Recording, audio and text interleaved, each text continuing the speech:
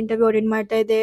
First, third, second round ಎಲ್ಲ reject ಆಗ್ತಾ ಇತ್ತು. ಇದೇ ಬರ್ಬೋದು ಅಂತ ಭಯ ಪಡ್ಕೊಂಡು ಅದನ್ನೇ ನಂಬ್ಕೊಂಡು ಹೋಗಿರ್ತೀರಾ, ಅದೇ ಬಂದಿರೋದು. ಐ ವಾಸ್ ಲೈಕ್, ಓಕೆ, ನಾನು ಆಲ್ರೆಡಿ ಸೆಲೆಕ್ಟ್ ಆಗ್ಬಿಟ್ಟಿದ್ದೀನಿ. I realise the power of manifestation. ಅದು ಮನೆ ಹಾಗೂ ಒಂದು ಕೆಲಸನ ತಗೋಬೇಕು ಅಂತ ನಾನು ಗೋಲ್ ಸೆಟ್ ಮಾಡಿದ್ದೆ ಅಂಡ್ ಅದನ್ನ ಮ್ಯಾನಿಫೆಸ್ಟ್ ಮಾಡಿದೆ ನಾನು. ಹಾಯ್, ಹಲೋ, ನಮಸ್ಕಾರ. ಡಿಸೆಂಬರ್ ಬಂದೇ ಬಿಡ್ತು. ನೆಕ್ಸ್ಟ್ ಇಯರ್ ಅಫ್ಕೋರ್ಸ್ ಎಲ್ರಿಗೂ ಆಲ್ರೆಡಿ ಗೋಲ್ ಸೆಟ್ ಆಗಿರುತ್ತೆ. ಈ ಇಯರ್ 2026 ಅಲ್ಲಿ ನಾನು ಹೊಸ ಮನೆ, ಹೊಸ ಕಾರ್, ಕೆಲಸ, ಪ್ರಾಪರ್ಟಿ ಅಥವಾ ಟ್ರಿಪ್ ಎಲ್ಲಾನು ಪ್ಲಾನ್ ಮಾಡಿ ಇಟ್ಕೊಂಡಿರ್ತೀರಾ. ಹಾಗೆ ನಾನು ಕೂಡ 2024 ಅಲ್ಲಿ ಒಂದು ಮನೆ ಹಾಗೂ ಒಂದು ಕೆಲಸನ ತಗೋಬೇಕು ಅಂತ ನಾನು ಗೋಲ್ ಸೆಟ್ ಮಾಡಿದ್ದೆ ಅಂಡ್ ಅದನ್ನ ಮ್ಯಾನಿಫೆಸ್ಟ್ ಮಾಡಿದೆ ನಾನು.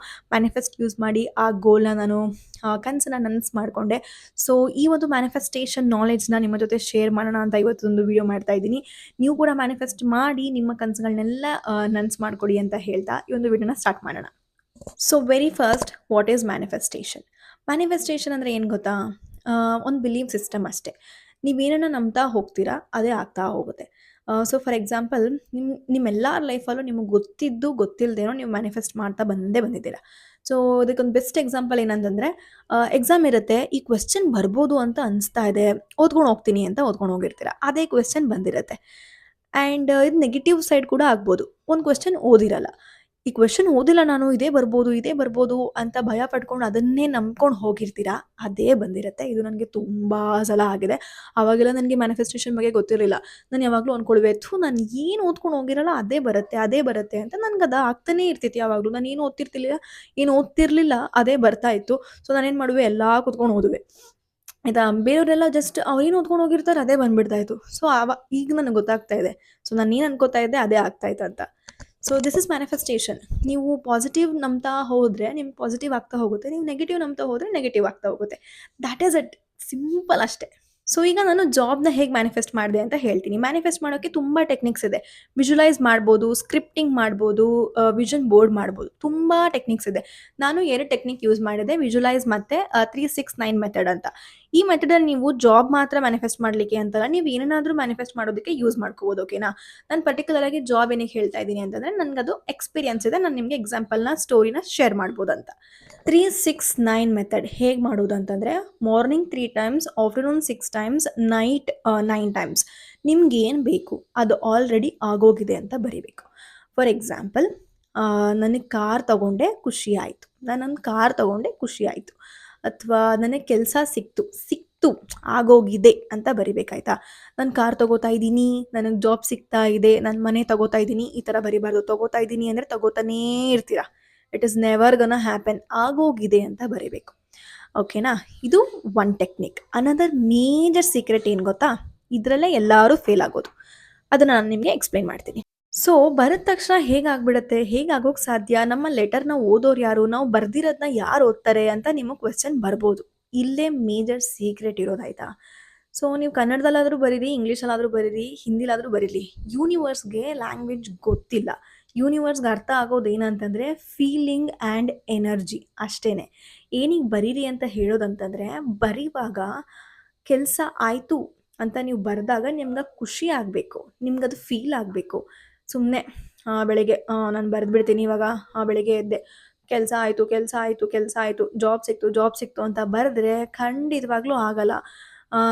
9 ಸಲ ಅಲ್ಲ, 1000 ಸಲ ಬರೆದ್ರೂ ಆಗೋದಿಲ್ಲ. ನಿಮಗೆ ಫೀಲೇ ಇಲ್ಲ ಅಂದರೆ it is never gonna happen. ಯೂನಿವರ್ಸ್ಗೆ ಕನ್ನಡ ಬರಲ್ಲ ಅಥವಾ ಇಂಗ್ಲೀಷು ಬರಲ್ಲ, ನಿಮ್ಮ ಫೀಲಿಂಗ್ ಮಾತ್ರ ಅರ್ಥ ಆಗೋದು. ಸೊ ನೀವು ಆ ಫೀಲ್ನಲ್ಲಿ ಬರಿಬೇಕು. This is the major secret. ಯಾರೂ ಹೇಳಲ್ಲ, ನಾನು ಹೇಳ್ತಾ ಇದ್ದೀನಿ. ಫೀಲಲ್ಲಿ ಬರಿಬೇಕು ನೀವು. ಜಾಬ್ ಆಗಿದೆ ಅನ್ನೋ ಎಕ್ಸೈಟ್ಮೆಂಟ್ ಆಲ್ರೆಡಿ ಆಗೋದು. ಈಗ ನೀವು ಒಂದು ಯೋಚನೆ ಮಾಡ್ತಾ ಇರ್ತೀರಾ, 1 ಕೋಟಿ ಸಿಕ್ಕಿದ್ರೆ ನಾನು ಏನೇನೆಲ್ಲ ಮಾಡ್ಬೋದು, ನಾನು ಸಾಲ ತೀರಿಸ್ಬಿಡ್ತೀನಿ, ನಮ್ಮ ಅಪ್ಪ ಅಮ್ಮಂಗೆ ದುಡ್ಡು ಕೊಟ್ಬಿಡ್ತೀನಿ, ಅಲ್ಲಿ ಹೋಗ್ತೀನಿ ಅನ್ನೋ ಖುಷಿ ಎಕ್ಸೈಟ್ಮೆಂಟಲ್ಲಿ ಹೇಳ್ತೀರಲ್ಲ, ಅದೇ ಥರ ಬರಿಬೇಕು. ನನಗೆ ಜಾಬ್ ಆಯಿತು, ಥ್ಯಾಂಕ್ಸ್. ಅದು ಒಳಗಡೆಯಿಂದ ಪಾಸಿಟಿವ್ ಆಗಿ ಬರಬೇಕು. ಖುಷಿ ಆಗ್ತಾ ಇದೆ, ಬಟ್ ಇಂಟರ್ನಲಿ ಸ್ವಲ್ಪ ಡೌಟ್ ಇದೆ. ಅಯ್ಯೋ ಇನ್ನೂ ಆಗೇ ಇಲ್ಲ, ಬಟ್ ನಾನು ಈ ಥರ ಫೀಲಲ್ಲಿ ಹೇಳ್ತಾ ಇದ್ದೀನಿ ಅಂದರೆ ಅದು ಕೂಡ ಆಗಲ್ಲ. ಡೌಟ್ ಇಲ್ಲದೆ ನಂಬಿಕೆಯಿಂದ ಬರೆಯೋದೇ ದೊಡ್ಡ ಕಷ್ಟ ಮ್ಯಾನಿಫೆಸ್ಟೇಷನಲ್ಲಿ.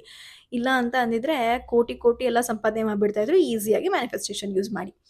ಸೊ ಇದೇ ಮೇಜರ್ ಟೆಕ್ನಿಕ್. ಕಷ್ಟ ಆಗ್ಬೋದು, ಬಟ್ ಟ್ರೈ ಮಾಡಿ. 1 ದಿನ 2 ದಿನ ನಿಮ್ಗೆ ಬಿಲೀವ್ ಬರದೇ ಇರ್ಬೋದು, ಬಟ್ 4ನೇ ದಿನ ಬಿಲೀವ್ ಬಂದೇ ಬರುತ್ತೆ. ಓಕೆ, ಮನೆ ತೊಗೊಂಡೆ ಅಂತ ಬರಿತಾ ನಿಮ್ಗೆ ಖುಷಿ ಆಗಬೇಕು. ನಿಮಗೆ ಆ ಖುಷಿ ಆದಾಗ ಆ ಎನರ್ಜಿ ಏನಾಗುತ್ತೆ, ಯೂನಿವರ್ಸಿಗೆ ಪಾಸ್ ಆಗುತ್ತೆ ಆ್ಯಂಡ್ ಆ ಯೂನಿವರ್ಸ್ ಏನು ಮಾಡುತ್ತೆ, ಆ ಖುಷಿನ ರಿಯಾಲಿಟಿ ಮಾಡ್ತಾ ಹೋಗುತ್ತೆ. So this is the simplest thing of manifestation. ನೀವು ಖುಷಿ ಆಗ್ತಾ ಇರಬೇಕು, ಆ ಎನರ್ಜಿ ಪಾಸ್ ಮಾಡ್ತಾ ಇರಬೇಕು, ಯೂನಿವರ್ಸ್ ನಿಮಗೆ ಕೊಡ್ತಾ ಇರುತ್ತೆ. ಓಕೆನಾ?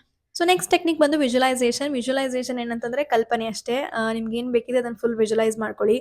ಫಾರ್ ಎಕ್ಸಾಂಪಲ್, ಈಗ ಜಾಬ್ ಬೇಕಾಗಿರುತ್ತಲ್ಲ, ಅದಕ್ಕೋಸ್ಕರ ಫುಲ್ ಓದ್ತಾ ಇದ್ದೀನಿ, ಫುಲ್ ಪ್ರಿಪೇರ್ ಆಗಿದ್ದೀನಿ, ಕಾನ್ಫಿಡೆನ್ಸ್ ಬಂತು, ಇಂಟರ್ವ್ಯೂಗೆ ಅಪ್ಲೈ ಮಾಡಿದೆ, ಇಂಟರ್ವ್ಯೂ ಅವ್ರು ಕಾಲ್ ಮಾಡಿದ್ರು, ಇಂಟರ್ವ್ಯೂ ಶೆಡ್ಯೂಲ್ ಮಾಡಿದ್ರು, ನಾನು ಇಂಟರ್ವ್ಯೂ ಅಟೆಂಡ್ ಮಾಡಿದೆ, ಚೆನ್ನಾಗಿ ಮಾಡಿದೆ, ಸೆಲೆಕ್ಟ್ ಆದರು ಅಂತ ಕಾಲ್ ಮಾಡಿದ್ರು ಅವರು. ಅದಾದಮೇಲೆ ಮನೆಯವ್ರಿಗೆಲ್ಲ ಹೇಳಿದೆ ಸೆಲೆಕ್ಟ್ ಆಗಿದ್ದೀನಿ ಅಂತ, ಅವ್ರು ಖುಷಿಪಟ್ಟರು. ಸೊ ಈ ಥರ ಕಂಪ್ಲೀಟ್ ಸ್ಟೋರಿನ ಇಮ್ಯಾಜಿನ್ ಮಾಡ್ಕೋಬೇಕು, ಖುಷಿ ಆಗಬೇಕು, ಅದು ಫೀಲ್ ಆಗಬೇಕು ಅದು. ಸೊ ಇದೇ ಥರ ಸೈಟ್ಗೂ ನೀವು ಮ್ಯಾನಿಫೆಸ್ಟ್ ಮಾಡ್ಬೋದು. ಈ ಥರ ಹೋಗಿದ್ದೆ, ಸೈಟ್ ನೋಡಿದೆ, ಆಯಿತು, ರಿಜಿಸ್ಟ್ರೇಷನ್ ಆಯಿತು, ಅವ್ರಿಗೆ ದುಡ್ಡು ಕೊಟ್ಟೆ, ಈ ಥರ ಎಲ್ಲ ಮ್ಯಾನಿಫೆಸ್ಟ್ ಮಾಡ್ಬೋದು. ಜಸ್ಟ್ ಇಮ್ಯಾಜಿನೇಷನ್ ಮಾಡ್ತಾ ಮಾಡ್ಬೋದು. ಸೊ ಮೇಜರ್ ಟಿಪ್ ಏನಂತ ಹೇಳಿದ್ರೆ, ನಿಮ್ಗೆ ಏನು ಪರ್ಟಿಕ್ಯುಲರ್ ಆಗಿ ಬೇಕು ಅದನ್ನು ಮಾತ್ರ ಬರೀರಿ. ಈಗ ಕಾರ್ಪೊರೇಟಲ್ಲಿ ಜಾಬ್ ಬೇಕಂತ ಬರೆದು ಬ್ಯಾಂಕಿಂಗ್ ಸೆಕ್ಟರಲ್ಲಿ ಜಾಬ್ ಹುಡ್ಕೋದು, ಅಥವಾ ಬ್ಯಾಂಕಿಂಗ್ ಸೆಕ್ಟರಲ್ಲಿ ಜಾಬ್ ಬೇಕಂತ ಹೇಳಿ ಕಾರ್ಪೊರೇಟಲ್ಲಿ ಜಾಬ್ ಹುಡ್ಕೋದು, ಈ ಥರ ಎಲ್ಲ ಮಾಡಿದ್ರೆ ಪ್ರೊಸೀಜರ್ ಸ್ವಲ್ಪ ಸ್ಲೋ ಆಗುತ್ತೆ. ನಾನು ಮಾಡಿದ ಮಿಸ್ಟೇಕ್ ಇದೇನೆ. ಐ ವಿಲ್ ಶೋ ಯು ನಾನು ಏನು ಬರೆದಿದ್ದೆ ಅಂತ.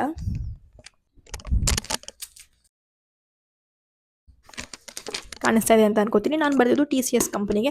ಬಟ್ ಟು ಬಿ ಹಾನೆಸ್ಟ್, ನಾನು ಬರೆದು ಎಷ್ಟೋ ಮಂತ್ಸ್ ಆದಮೇಲೆ ನಾನು ಇಂಟರ್ವ್ಯೂ ಪ್ರಾಸೆಸ್ ಸ್ಟಾರ್ಟ್ ಮಾಡಿದ್ದು. ಅವಾಗ ನನಗೆ TCSಲ್ಲಿ ಜಾಬ್ ಬೇಕಾಗಿರಲಿಲ್ಲ. ನಾನು ಬೇರೆ ಬಿಗ್ ಟೆಕ್ಕಲ್ಲಿ ವರ್ಕ್ ಮಾಡಬೇಕಿತ್ತು. ಅದಕ್ಕೆ ನಾನು TCSಗೆ ಅಪ್ಲೈ ಮಾಡ್ತಾ ಇರಲಿಲ್ಲ. ನಾನು ಬೇರೆ ಬೇರೆ ಕಂಪ್ನಿಗೆಲ್ಲ ಅಪ್ಲೈ ಮಾಡ್ತಾ ಇದ್ದೆ, ಇಂಟರ್ವ್ಯೂ ಅಟೆಂಡ್ ಮಾಡ್ತಾ ಇದ್ದೆ. ಫಸ್ಟ್, ಥರ್ಡ್, ಸೆಕೆಂಡ್ ರೌಂಡೆಲ್ಲ ರಿಜೆಕ್ಟ್ ಆಗ್ತಾ ಇತ್ತು.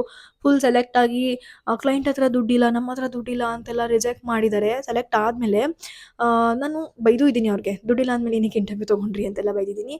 ಫೈನಲಿ 3 ಮಂತ್ಸ್ ಆಗೇ ಹೋಗಿತ್ತು. ಲಾಸ್ಟ್ ಹೋಪ್ TCSಗೆ ಅಪ್ಲೈ ಮಾಡೋಣ ಅಂತ ಹೇಳಿ ಅಪ್ಲೈ ಮಾಡಿದೆ. ದಟು ಕೂಡ ಪುಣೆ ಲೊಕೇಶನ್. ಮಧ್ಯಾಹ್ನ ಅಪ್ಲೈ ಮಾಡಿದ್ದು, 4 o'clock ಕಾಲ್ ಮಾಡಿಬಿಟ್ಟು 4:30ಗೆ ಇಂಟರ್ವ್ಯೂಗೆ ಅಟೆಂಡ್ ಮಾಡ್ತೀರಾ ಅಂತ ಹೇಳಿದರು. ನಾನು ಓಕೆ ಮಾಡ್ತೀನಿ ಅಂತ ಹೇಳಿಬಿಟ್ಟು, ನಾನು ಪ್ರಿಪೇರ್ ಏನೂ ಆಗಿರಲಿಲ್ಲ. I was so hopeless. ಸುಮ್ಮನೆ ಅಟೆಂಡ್ ಮಾಡಿದ್ದು. ಅವ್ರು ಏನೂ ಕ್ವೆಶ್ಚನ್ಸೇ ಕೇಳಲಿಲ್ಲ ನನಗೆ. ನಂದು ಜಸ್ಟ್ ಬ್ಯಾಕ್ಗ್ರೌಂಡ್ ಕೇಳಿದ್ರು, ಎಲ್ಲಿಂದ ಬಂದಿರೋದು, ಏನು ಇಂಜಿನಿಯರಿಂಗ್ ಮಾಡಿರೋದು, ಯಾವ ಕಂಪ್ನಿಲಿ ವರ್ಕ್ ಮಾಡ್ತಾ ಇದೆ, ಎಷ್ಟು ಎಕ್ಸ್ಪೀರಿಯನ್ಸ್ ಇದೆ, ಇಷ್ಟೇ ಕೇಳಿದವರು. ಅದಾದಮೇಲೆ ಅವ್ರೇನೋ ರಿಸಲ್ಟೇ ಹೇಳಿಲ್ಲ. ನಾನು ಅವ್ರಿಗೇನೋ ಕೇಳಕ್ಕೆ ಹೋಗಲಿಲ್ಲ. ನಾನು ಬಿಟ್ಬಿಟ್ಟಿದ್ದೆ. ಅದಾದಮೇಲೆ ಒಂದು ಸ್ವಲ್ಪ ದಿನ ಆದಮೇಲೆ ನನ್ನ ಫ್ರೆಂಡ್ ಮನೆಗೆ ಹೋಗಿದ್ದೆ. ಅಲ್ಲಿ ಕಾಲ್ ಮಾಡಿದ್ರು, ಇನ್ 30 ಮಿನಿಟ್ಸಲ್ಲಿ ಫೈನಲ್ ರೌಂಡ್ ಇಂಟರ್ವ್ಯೂ ಇದೆ, ಅಟೆಂಡ್ ಮಾಡು ಅಂತ. ಐ ವಾಸ್ ಲೈಕ್, ಫೈನಲ್ ರೌಂಡಾ, ಈಗಂತೂ ಬಿಡೋಕ್ಕಾಗಲ್ಲ ಅಂತ ಹೇಳಿ ಮನೆಗೆ ಬಂದು ಪಟ ಅದೆಲ್ಲ ರಿವೈಸ್ ಮಾಡಿ ಇಂಟರ್ವ್ಯೂ ಅಟೆಂಡ್ ಮಾಡಿದ್ರೆ, ಹಿ ವಾಸ್ ಲೈಕ್, ಇದೇನು ಇಂಟರ್ವ್ಯೂ ಅಲ್ಲ, ಜಸ್ಟ್ ನೀನು ಯಾವಾಗಿಂದ ಜಾಯ್ನ್ ಆಗ್ತೀಯ ಅಂತ ಕೇಳಕ್ಕೆ ಇದು ಒಂದು ಪ್ರೊಸೀಜರ್ ಅಂತ ಹೇಳಿದ್ರು. ಐ ವಾಸ್ ಲೈಕ್, ಓಕೆ, ನಾನು ಆಲ್ರೆಡಿ ಸೆಲೆಕ್ಟ್ ಆಗಿಬಿಟ್ಟಿದ್ದೀನ ಅಂತ. ಯು ಆರ್ ಸೆಲೆಕ್ಟೆಡ್ ಅಂತ ಹೇಳ್ತಾ ಇದ್ದಾರೆ. Oh my god, that is when I realise the power of manifestation. ನಾವು ಏನು ಬರಿತೀವಿ ಅದು ಖಂಡಿತವಾಗ್ಲೂ ಆಗುತ್ತೆ. So manifestation is real. ಯಾರ್ಯಾರು ನಂಬ್ತೀರಾ, ನಂಬೋರ್ಗೆ ಆಗುತ್ತೆ, ನಂಬದಿರೋರ್ಗೆ ಆಗೋದಿಲ್ಲ. Because I already said manifestation works on belief system ಅಂತ. ನಿಮ್ಗೇನಾದರೂ ಡೌಟ್ಸ್ ಇದ್ದರೆ ಮ್ಯಾನಿಫೆಸ್ಟೇಷನ್ ಬಗ್ಗೆ ಕಮೆಂಟ್ ಮಾಡಿ, ನಾನು ಆನ್ಸರ್ ಮಾಡ್ತೀನಿ. ಐ ಹೋಪ್ ನೆಕ್ಸ್ಟ್ ಇಯರ್ ನೀವೇನೇನೆಲ್ಲ ಅಂದ್ಕೊಂಡಿದ್ದೀರಾ ಎಲ್ಲನೂ ಅಚೀವ್ ಮಾಡ್ತೀರಾ ಅಂತ ಅನ್ಕೋತೀನಿ. Thanks for watching. By. Please do subscribe and support my channel.